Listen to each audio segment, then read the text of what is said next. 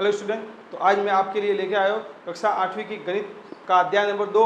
इसका नाम है एक चर वाले रैखिक समीकरण। तो एक चर वाले रैखिक समीकरण क्या होता है, इनको कैसे हल करते हैं, ये शुरू करते हैं। तो हमने पहले पढ़ा हुआ है कि ये 2 है, ये 3 है, ये 5 है। अगर इनके साथ अगर कोई संख्या लगती है तो वो गुना में जाएगी। अगर इनके साथ में कोई चर राशि क्या होती है, X Y Z A B C, जहाँ तक आप लिखोगे जेड तक, वो आपकी चर राशि होगी। अब ये चर राशि क्या होती है, जिनका मान कोई फिक्स नहीं होता, जो प्रत्येक सवाल में उसका मान अलग अलग आता रहता है, इसलिए उनको कहते हैं चर राशि। ठीक है। अब जब ये चर राशि आपके इसके साथ आ जाएगी, वो गुना में होगी और ये आपका बनेगा 2x बना, इसके साथ हमने y का गुना किया तो ये 3y बना, इसके साथ z का गुना किया तो आपका ये 5z बना। तो ये एक प्रकार का पद बन गया। जो समीकरण होता है उसमें ये आपका एक पद बन गया। इस पद से आपका एक प्रकार का रैखिक समीकरण बनेगा बाद में। तो अब इस पद में हमको रैखिक समीकरण क्यों कहा जा रहा है, रैखिक समीकरण इसमें इसलिए कहा जा रहा है क्योंकि इसमें जो x है इसकी घात 1 है, यहाँ पर x की घात 1 है, यहाँ पर y की घात 1 है, z की घात 1 है। इस घात का मतलब क्या है, इसके साथ जो x है वो एक बार x है, इसके साथ एक बार y है, इसके साथ z एक बार है, इसलिए इसको कहती है कि एक चर वाले रैखिक समीकरण। एक चर का मतलब यहाँ पर जो भी पद होगा उसमें केवल x ही होगा या y होगा या z होगा या a होगा या b होगा या c होगा, d होगा, e होगा, t होगा। तो इसलिए इनको कहा जा रहा है कि ये एक चर वाले आपके रैखिक समीकरण होंगे। अब क्या होगा, ये एक चर वाले रैखिक समीकरण हो गए, एक चर तो आ गया। अब रैखिक समीकरण का मतलब क्या हुआ, रैखिक समीकरण का मतलब ये हुआ कि इनकी घात जो होगी वो 1 होगी। यहाँ पर x की घात कितनी है, कुछ नहीं है, इसका मतलब 1 है, ये भी 1 है, ये 1 है, इसका मतलब ये क्या है, रैखिक समीकरण। ये इसका मतलब ये क्या है, रैखिक है। रैखिक का मतलब इसकी घात 1 होगी और एक चर, यहाँ पर एक चर होगा। ठीक है। अब रैखिक समीकरण कैसे बनेंगे, तो आइए पढ़ते आगे। तो जैसे अभी हमने बनाया था कि ये एक पद हो गया, ये रैखिक समीकरण कैसे बनेगा, जैसे ये एक पद है, इसके साथ में मैंने कोई संख्या प्लस की और बराबर में 0 लिखा, तो ये आपका समीकरण बना। और समीकरण कौन सा बना, आपका रैखिक समीकरण बना। इसका मतलब ये हुआ कि इसके ऊपर घात कितनी है, 1 है। एक और बनाते हैं, 5y - 3 बराबर 2x - 5 बनाया। तो ये भी आपका एक प्रकार का रैखिक समीकरण बना कि यहाँ पर भी 5y - 3 2x - 5 से, तो ये द्विपद बना। अभी हमने जो पढ़ा था 2x 3x 4y, तो वो एक पद था, ये द्विपद हो गया। एक पद ये हो गया, इसमें एक पद ये हो गया। तो एक चर वाले आपके रैखिक समीकरण थे, तो उसमें इसका मतलब यहाँ पर इसकी भी घात कितनी है, 1 है, और यहाँ पे इसकी घात 1 है। अब हम इनको हल करना सीखेंगे। इसमें रैखिक समीकरण क्या होता है, रैखिक समीकरण का मतलब क्या होता है कि चर राशि की घात अधिकतम 1 हो। रैखिक समीकरण का मतलब क्या हुआ कि जहाँ पर भी आपकी जो चर राशि है उसकी अधिकतम और अधिकतम घात कितनी होगी, आपकी 1 होगी, तो आपका रैखिक समीकरण कहलाएगा। और रैखिक समीकरण में फिर आपके 2 पार्ट चलेंगे। एक आपका चलेगा लेफ्ट हैंड साइड LHS चलेगा और उसके बराबर में आपको RHS चलेगा। इन दोनों को आपको साथ लेके इस सवाल को पूरा आपको हल करना रहेगा। अब आपके सामने कुछ सवाल लिखे हुए हैं, उसमें पूछा गया कि रैखिक व्यंजक है क्या, कौन कौन सी में रैखिक व्यंजक है। तो रैखिक व्यंजन का नियम अभी हमने क्या पढ़ा था कि जहाँ पर जो चर राशि होगी उसकी अधिकतम घात 1 होगी। तो अब हमें वो चर राशि देखनी है कि जिसकी घात केवल 1 हो, तो वो रैखिक समीकरण या रैखिक व्यंजक होंगे, बाकी नहीं होंगे। जैसे इसमें है, इसमें है, इसमें है, इसमें नहीं है, इसमें नहीं है, इसमें नहीं है, तो हम लिखेंगे 2x + 1 3y - 7 है। क्या ये रैखिक व्यंजक है? और नहीं है, कौन कौन से है, x² + 1 y + y² और z² + 5। ये जो आपके नीचे वाला लिखा हुआ है ये आपके रैखिक व्यंजक नहीं है। क्यों नहीं है? क्योंकि यहाँ पर जो चर राशि है इसकी घात यहाँ पर 2 है, यहाँ पर 1 है। जो 1 है या जिस यहाँ पर चर राशि की घात 1 है, यहाँ पर 2 है, तो 2 है वो नहीं होगी। यहाँ पर चर राशि केवल 1 है या उसकी घात 1 है, वो चर राशि वाली आपका सारा व्यंजक जो होगा वो रैखिक व्यंजक कहलाएगा, और जिसके नहीं है वो आपका रैखिक व्यंजक नहीं होगा। अब आपके सामने एक सवाल है, चलो इस सवाल को हम हल करते हैं। तो सबसे पहले इसमें ध्यान रखना है क्या लिखा है सवाल में कि 2x - 3 बराबर x + 2। तो अर्थात ये हमने कहा कि ये आपका एक चर वाला कौन सा समीकरण है, रैखिक समीकरण है। ठीक है, रैखिक समीकरण क्यों हुआ कि रैखिक समीकरण में बराबर की तरफ दोनों कोई ना कोई संख्या होती है। बराबर का मतलब तुलना हो रही है कि ये इसकी तुलना में है या नहीं है। इस समय x का या y का z का जो भी मान पूछा जाएगा वो अपन निकालती है। कभी कभार यहाँ पर 0 भी दे सकते हैं तो वो भी आपका समीकरण कहलाएगा। समीकरण का नियम होता है कि बराबर की तरफ या तो 0 या कोई संख्या होनी चाहिए तो आपका समीकरण बनेगा। तो समीकरण का एक नियम बनता है कि ax + b करके यहाँ आपको 0 होना चाहिए। तो यहाँ पर जो लिखी है, अगर इस फॉर्म में कोई संख्या लिखी गई है तो आपका समीकरण कहलाएगी। अगर 0 की जगह कोई संख्या भी लिखी हुई है या कोई व्यंजक भी लिखा हुआ है तो आपका वो व्यंजक समीकरण कहलाएगा। अब इसको हल करना है, तो हल करने का तरीका क्या होता है कि सबसे पहले ये आपका सवाल लिखा हुआ था तो हम एक बार उस सवाल को वापस लिखेंगे, जिससे अगर सवाल में गलती होगी तो हमें पता चलेगा। अब इसमें कहना क्या है, इसका एक सबसे बड़ा नियम होता है कि इसमें एक LHS साइड है, ये RHS साइड है। तो ये लेफ्ट हैंड साइड है और ये राइट हैंड साइड है। तो हमें क्या करना पड़ेगा कि इन दोनों को साथ लेके हल करना है और संख्या है उसको एक तरफ करना है, और जो व्यंजक है x वाले व्यंजक है, अगर y वाले है तो y वाले व्यंजक उनको एक तरफ करना है। तो अब ये देखेंगे इसमें कि बड़ा व्यंजक इधर है और इधर प्लस की संख्या इधर है। तो हम क्या करेंगे, सबसे पहले x को इधर लाएंगे और -3 को इधर ले जाएंगे। तो उसमें क्या लिखेंगे कि x व -3 को पक्षांतर किया, क्या किया, पक्षांतर करने पर। अब इस पक्षांतर का मतलब क्या होगा कि जो संख्या प्लस की होगी वो बराबर की दूसरी तरफ जाएगी तो माइनस की हो जाएगी, और जो माइनस की होगी वो प्लस की हो जाएगी। जो गुना की होती है वो भाग में हो जाएगी और जो भाग की होगी वो आपके गुना में हो जाएगी। तो चलो, अब ये x था तो x किस में हो जाएगा, आपके -x में हो जाएगा। ठीक है, और ये इधर का -3 था तो आपके अगर -3 इधर जाएगा तो आपके +3 हो जाएगा।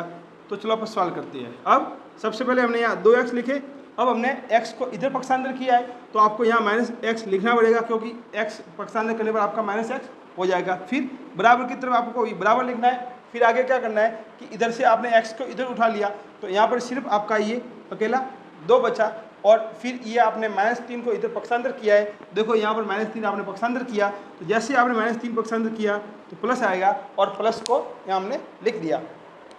अब हमें क्या करना है, अब 2x में से आपको x घटाना है।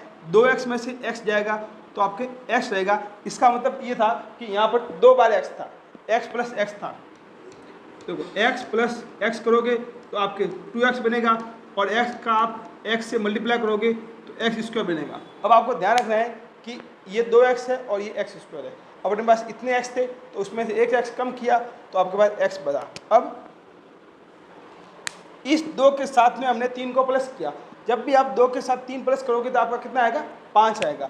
तो ये इसका आंसर आया, ये आ गया x = 5 आया। तो हमने यहाँ पर ध्यान दिया था, तो हमने यहाँ पर लिखा था कि x व -3 को पक्षांतर करने पर हमको ये लाइन हर एक सवाल में जब भी आप पक्षांतर करो तो आप लिखो, ताकि आपको अच्छी तरह समझ में आ जाए। और अगर कहीं गलती है तो आपको अच्छी तरह समझ में आ जाएगी गलती कहाँ पर हुई है। एक नेक्स्ट सवाल और करते हैं। सवाल है आपके 5t - 3 बराबर है 3t - 5। तो चलो सवाल शुरू करते हैं। तो शुरू करने से पहले हमको एक बार वापस होगा वो सवाल लिखना है।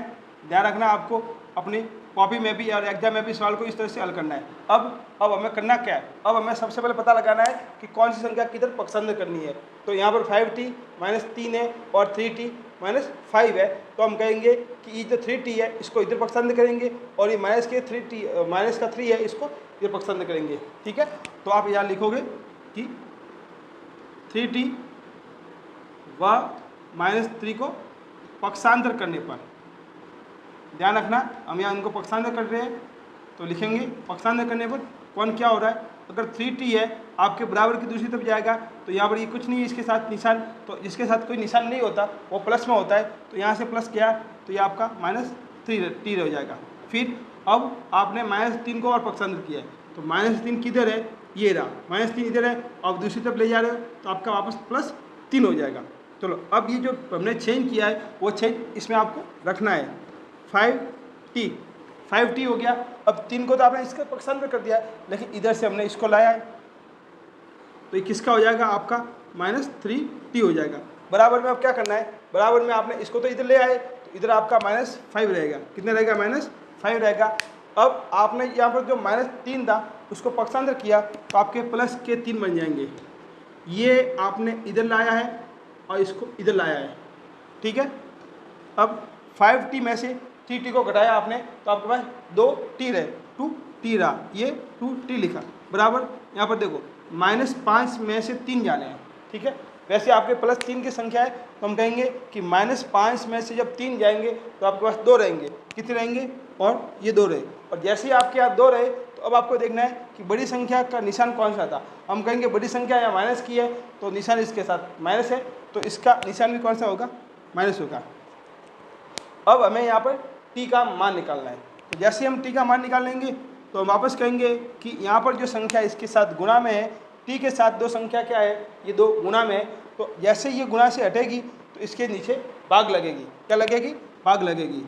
तो ये 2 माइनस के इधर ये वाले थे और ये 2 इसमें भाग के और लग जाएंगे। अब क्या होगा? अब दोनों में भाग होगा। क्या होगा? भाग होगा। तो 2 से 2 आपके कटे, 2 का भाग 2 में एक बार गया और ये कटा, 2 से 2 कटे तो आपका यहाँ कितना रहा? t का जो मान आया है वो आपके -1 आया है।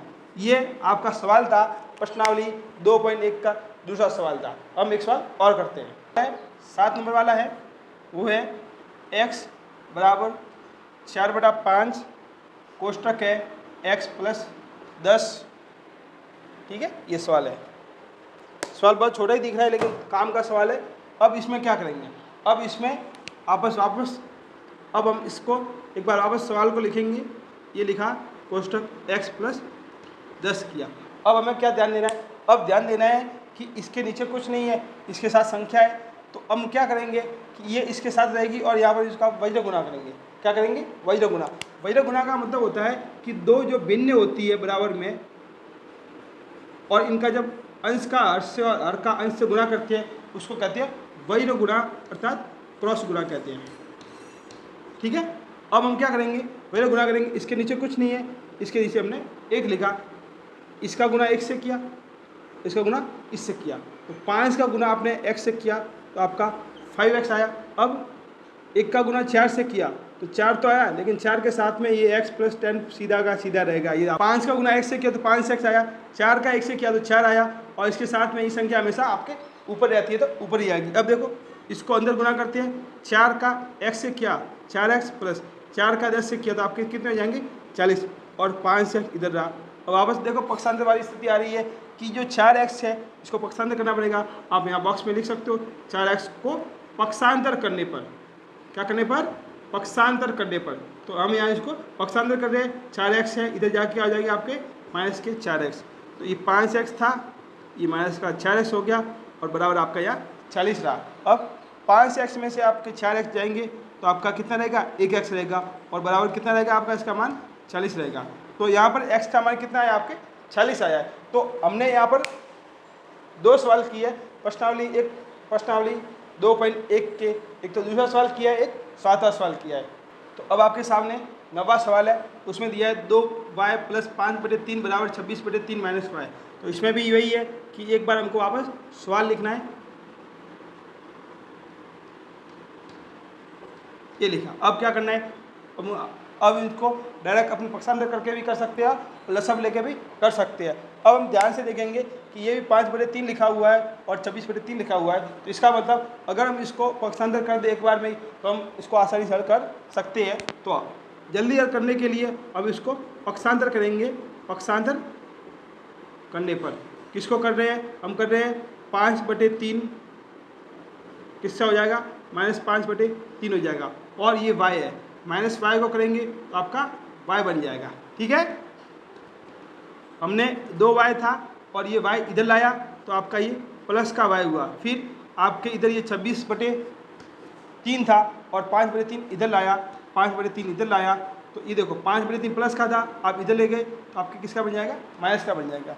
और यहाँ पर 2y के साथ में आपने 1y को और लिया तो आपके बना 3y। कितना बना? 3y, ठीक है यहाँ तक। अब देखो यहाँ पर इसके हर में दोनों में संख्या आपकी समान है, इसके हर में दोनों में संख्या समान है, तो इस स्टेप में हमको लसब लेने की जरूरत नहीं पड़ेगी। और आपको अगर भिन्नों के बारे में, अगर आपको भिन्नों के बारे में और भी जानकारी चाहिए तो आप मेरे प्ले लिस्ट में जाके भिन्नों के सवाल देख सकते हो, जिसमें मैंने पूरा वीडियो बनाया है कि जब समान संख्या आती है तो उसको कैसे हल करते हैं। जब हर में समान संख्या आती है तो हमें उसका लसअप नहीं लेना पड़ता, आप सीधी लिखो और ऊपर की संख्या को घटा दो डायरेक्टली, ये हमने लिख दिया। अब यहाँ पर आपके 3y तो था ही था, 26 में से आपने 5 घटाए, कितने घटाए, 26 में से 5 घटाए तो आपके रहेंगे 21 रहेंगे और भाग में आपके जाएंगे 3 रहेंगे। तो अब देखो 3 से 21 कट रहे हैं 7 बार, 3 का भाग 21 में जाएगा आपका 7 बार, तो आपका रहेगा 3y = 7 रहा। अब आपको इसमें वापस y का मान निकालना है। अगर आप 3y = 7 करके y का मान निकालोगे तो इस 7 में इस जो 3 इसके साथ गुना में इसका आपके भाग चला जाएगा और इसका ये आंसर आ जाएगा कि y का मान 7/3 हुआ है। तो ये हमने सीखा, हमने 2.1 के कुछ सवाल सीखे थे और अगले क्लास में हम सीखेंगे 2.2 के सवाल।